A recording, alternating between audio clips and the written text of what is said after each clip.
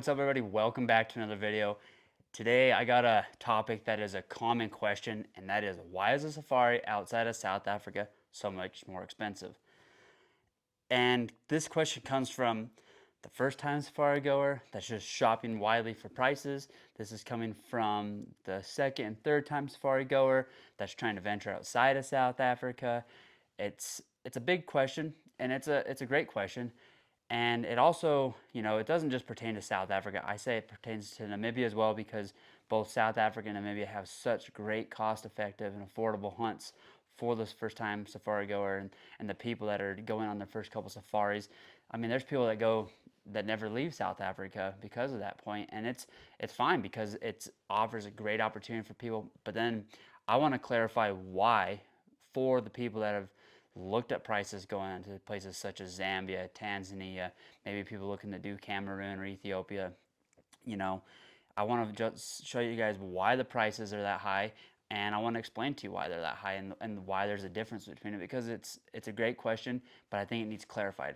And so I did a blog post. I'm actually going to read you guys notes off my blog post, and you can check the blog post out on my website, simsafaris.com. It is live for you guys to look at, and you can read the in-depth part. Today we're going to briefly go over my blog, but I'm going to add some more description into it. So first off, South Africa is the starting point for so many people when it comes to going on a safari. It's like the gateway to Africa. Same with Namibia. South Africa and Namibia, like I said, are the most cost-effective countries, offering great affordable hunts for, plains game packages, even great cost for buffalo hunting nowadays within South Africa.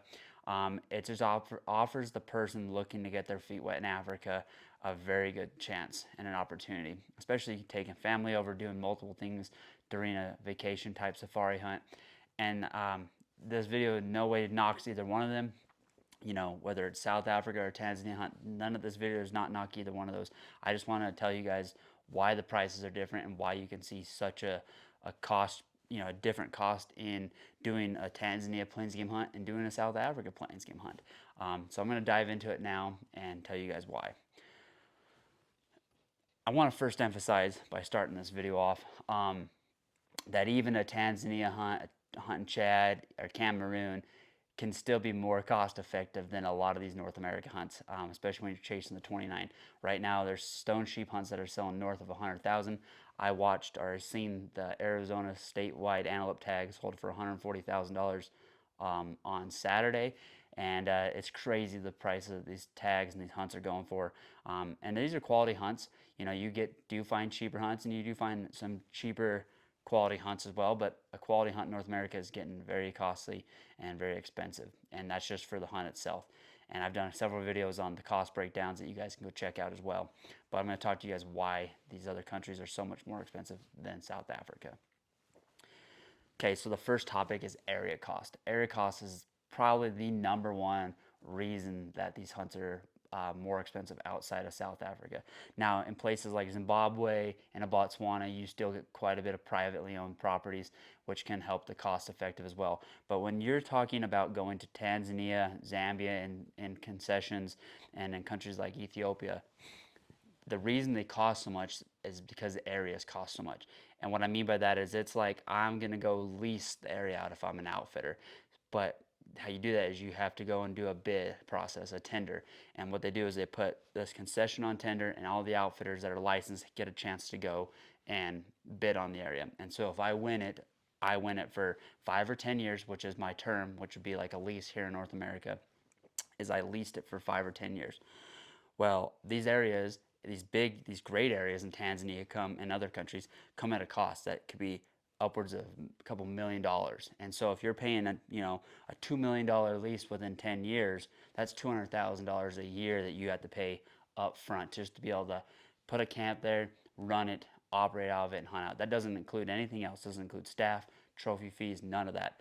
So that comes at a very big cost, compared to where in South Africa, if I owned a property, it could be, one, paid off all the way already. Two, it could be, I bought it and I go to the bank and say I want a 30-year loan. You're not paying $200,000 a year on a 30-year loan. So that comes at a much more cost-effective place. and then you obviously own it, so you can kind of do whatever you want with it compared to these guys leasing it. And then second and thirdly is in South Africa and in Namibia, a lot of outfitters, what they do is they don't even own the properties. They're going in and saying, like, let's say I own the property. I have an outfitter that comes to me and says, hey, can I bring a client in for these dates? And if it's available, they'll come in and hunt my property. There's landowners that just offer hunting with a nice lodge and accommodations. And then there's outfitters that just go bounce around between properties. So they're not having that overhead cost of leasing an area full term, buying a property. They're just paying per days used. Some of them do lease certain properties for the full year, but a lot of guys can make it a lot more cost effective for them on their end by just simply not owning a property. That's for a whole separate video, but I'm just telling you that's how they get so much more. That's how you get a much cheaper hunt within South Africa, is because, like I said, in Tanzania, you're buying an area or leasing an area for 5 years and it's 2 million, or if you're leasing an area and it's 10 years for 2 million, you're paying 400,000 on the 5 year and you're paying 200,000 on the 10 year per year, and that's just to get you the rights through the government to go hunt there, because these are government owned areas. It'd be like me saying I'm gonna go lease Yellowstone National Park to go hunt on it. Essentially, we can't hunt in parks, but that's just kind of like my point is they're gonna go lease big chunks of land that are good quality, and that's how they get those. So that's the first one. Quota. This is the next one. This is a big one. So your quota in, let's say this, in South Africa, if I own a property and I have 30 Cape buffalo, I can shoot all 30 Cape buffalo that year, whether they're soft boss, solid boss, cows, I can shoot them all. And then I can go to my neighbor and say, hey man, do you have 4 more buffalo that I can hunt? And if he says yes, I can go hunt 4 buffalo on him. And then if I want to still take more buffalo hunters, I can shop around, call other places and outfitters and keep going. Well, if I'm an outfitter in Tanzania and I lease this block and I get 10 buffalo permits, I have to pay for those permits up front. Those are upfront costs anyways too. But I have to hunt just those 10 buffalo. I can't shoot any more. And if you don't shoot those 10 buffalo, you're already out. You're out that money. If you only shoot 8, you're out the money of 2 buffalo. So you want to shoot all 10 of them to be able to get the trophy fees from the client to come in and help pay for, everything that's involved. So in South Africa, you have a lot broader brushstroke that you can go in and just, you can take 100 different buffalo hunters a year if you wanted, which is not really feasibly possible, ethically and quality wise, but you can do as much as you want. You could bounce around, go from your property to your buddy's property. A lot of guys go from like KwaZulu-Natal to the Northern Cape to Eastern Cape, taking clients to different places, to whereas in Tanzania, as an operator, you're leasing those areas and you can't really do that. There's a few PHs that will go bounce around with clients, but still it's not coming at a different cost point, because that PH is still paying the guy that owns, or not owns, but the guy that leased the area in Tanzania, or the leased the area in Ethiopia, is still paying the same cost. There's no different cost breakdown, because I would charge Timmy the same amount of price that I would charge Bob the hunter to come by himself. Like, there's just different ways of breaking it down. So you don't get any cheaper by going through a kind of like a freelance PH. It's still costly. It still costs a lot more. But again, those areas cost a lot. The quota is a big thing, because like I said, if you have 10 buffalo, that's all you can shoot in Tanzania. If you have 10 buffalo on your property in South Africa, you can shoot all 10 of those and you can go find more. Tanzania is not possible, and no one else is going to let you buy some of their quota, because that's theirs and they want to have clients, and it's you want to fill that slot up every year, and you want to fill that quota, because one, it reflects against you with the government. They notice that, hey, he hasn't filled his quota in 3 years on this buffalo, maybe we'll reduce it, but that doesn't reduce your overhead cost. So you still want to be able to fill that quota all the time. And then speaking of quota, countries like Ethiopia, me as a hunter, before you go, you have to pay all your trophy fees up front. Whereas in most other countries, let's say you're on a 10-day Tanzania buffalo hunt and plains game hunt, you buy the permit to do the 10-day hunt, and you have all the available species within that permit, and I pay a trophy fee if I shoot a buffalo, but if I don't shoot a buffalo, I don't pay that trophy fee. Well, in Ethiopia, it goes, if you buy a mountain yala hunt, but you don't shoot the mountain yala, you still pay that trophy fee up front. So Ethiopia is a much higher upfront cost, and you really hope that you fulfill all your your tag's allotted to during that time frame, and the outfitter really wants you to because you've already paid for that, and it's much harder to get someone to come in short notice to try to fill that quota throughout the year. Um, so that's just another big added cost of places such as Ethiopia. Next, we have maintenance. This could be over time could be one of the biggest cost things. Obviously, it's not 200,000 a year on like for the area, but maintenance when it comes to these wild Africa places such as Tanzania, keep using Tanzania as a reference. There are some areas like in the Rungwa that you cannot have a permanent camp. So every year you have to take your camp down at the end of the year, and every year you got to go back in and put your camp back up. Whereas in South Africa, a lot of places are lodges, permanently built structured lodges. Whether you own the place, lease it out from somebody else, those camps are permanently built and there to stay. Sure, there's still maintenance and upkeep throughout the year, but it's not taking your camp down. In the Rungwa, you're thousands of miles from anywhere.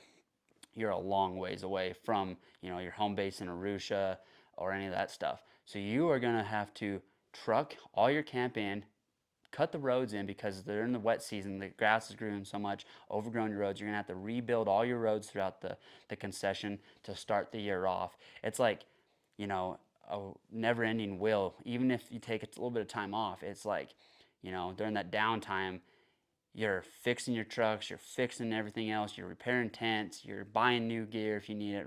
It's just like a never-ending maintenance bill. So then on top of that, you have costs of such as anti-poaching. And within like Tanzania, especially if you have an area that you have a permanent camp in, which is nice. Like a lot of places in Masai land, they have some permanent structures in there. But you have anti-poaching and good quality outfitters pay their anti-poaching 365 to patrol the areas because especially during the downtime that you're not there, that's when the poaching will ramp up. Whereas in South Africa, a lot of the private game farms, they don't have any anti-poaching. And your anti-poaching, you're probably going to have 5 to 10 guys throughout the year working on your crew, depending on how big your area is. And if you have multiple areas, so they have multiple anti-poaching teams, one in this area, one in this area, and one in this area. And they're, like I said, the good quality ones are 365, continuously protecting those areas, patrolling, all that. But again, it goes back into the maintenance side of things. If you don't have those anti-poaching teams in there, during the down period, there's no one keeping things open, working for you. And so you got to go back in and rebuild the roads. Like I said, you got to restructure your camp, your camp up every year. So you have different crews that come in. So you'll have your anti-poaching crew, your road building crew, and then your camp crew that builds your camp. That's what these guys do at the start of the season every year, where they can't have a permanent structured camp, which adds a lot of cost because you're adding a lot of different people involved and a lot of different mechanical things working there. And then we're going to go into some staffing here. Staffing is a big one. In South Africa, your typical camp, you'll have your PH, that could be the owner, but let's just say you're going to pay your PH. As the owner, you're going to pay your PH. You might have, the smaller operations, you'll probably have, 2, maybe 3 trackers. So you got 4 people there. You'll have 1 cook, maybe an assistant cook, maybe. Most of the time, they don't really have those. You might have a driver, maybe. A lot of times, one of the trackers will drive, or the PH will drive, and then, someone will bring the truck. You're not going to have a designated driver like most other safari areas because they're not really that big, to be honest. I don't think. I think that's probably why.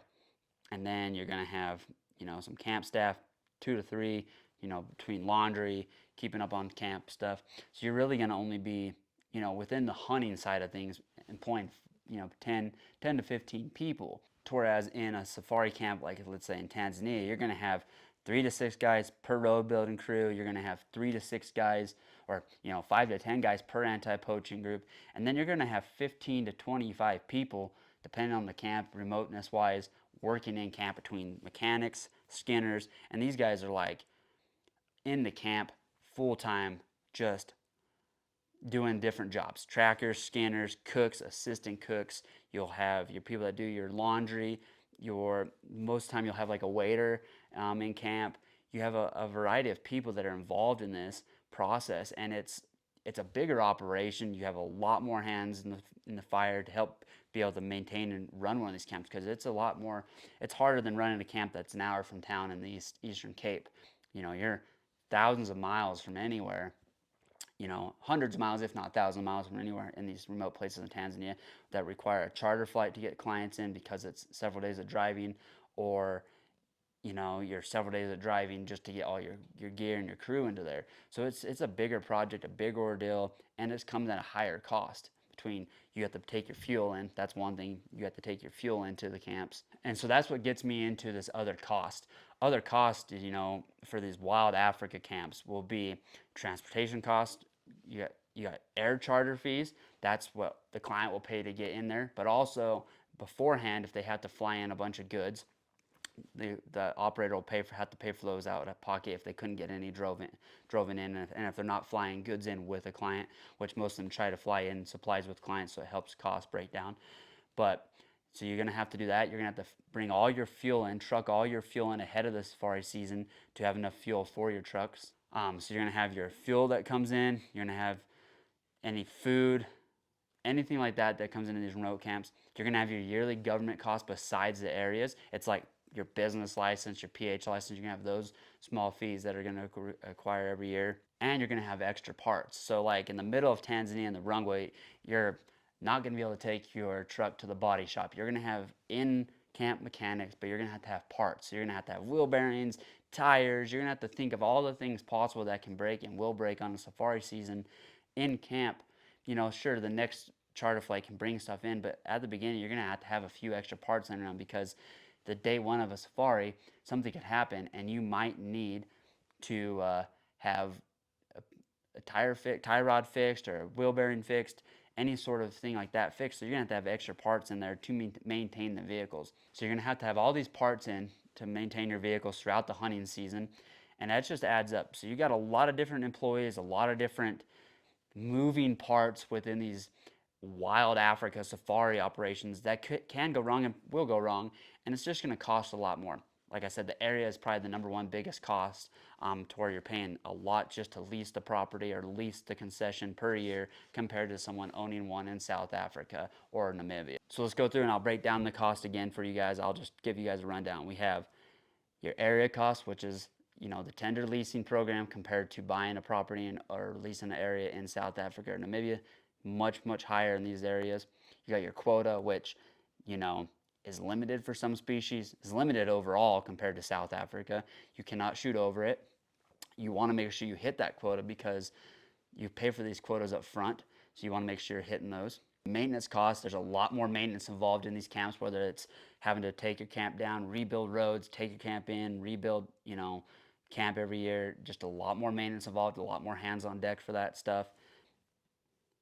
Staffing's gonna be much bigger in these areas because, like I said, you're gonna have a bunch of different jobs for different people, from anti-poaching to road building to to operate in a camp within these wild areas. Takes a lot more folks compared to a South Africa camp. I've been to South Africa camps where we've literally had like 5 people in the camp, and that's it. 5 people working between PH, skinners, cooks, trackers, all of it. But then I've been to places where we've had 20 to 30 people in Tanzania or Cameroon doing a whole bunch of different jobs just to make sure the camp keeps afloat and the boat keeps rolling. And then you're going to have finally you're going to have your other costs, which is going to be bringing in fuel ahead of time, parts for your vehicles. That goes with maintenance, but still it's like upfront cost that you're going to have to make sure that you can keep the wheels rolling, essentially, no pun intended, on the hunting vehicle every day. Because without that, that's when you start losing money, things start going south if you cannot get out and hunt.